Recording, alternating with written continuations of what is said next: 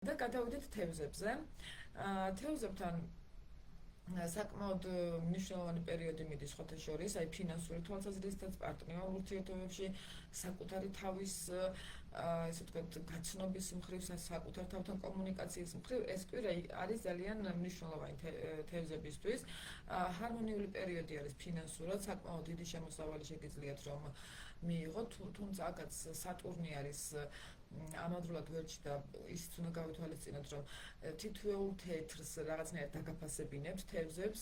შესაბამისად ძალიან მნიშვნელოვანი არის, რომ ფული ხარჯოთ რაციონალურად, როგორც კი ემოციურად დახარჯავთ ფულს, მაშინვე მოკლედ ფინანსური რაღაც გაკვეთილები მოვა, მაგრამ თუ ემოციურად დახარჯოთ, მაშინ საკუთარ თავს მაინც უნდა დაახარჯოთ და არა სხვა ვინმეს, ან ისეთ რაღაცაში, რაც თქვენ არ გარგიათ არაფერში, ხო?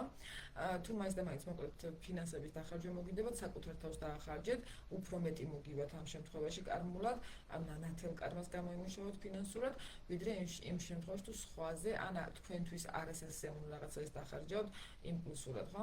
ფინანსურად საბოლოო ჯამში ესეთი ჰარმონიული პერიოდი არის, ახალი ფინანსური პოტენციალი, ახალი ფინანსური შესაძლებლობები თქვენთან მოვა, მომავალი კვირის მანძილზე შეიძლება დღეს არ ჩანს ჰორიზონტზე რაღაცა პერსპექტივები, მაგრამ ამ კვირის მანძილზე ელოდეთ, რომ რადიკალურად შეიძლება შეიცვალოს თქვენი ფინანსური მდგომარეობა უკეთესობისკენ.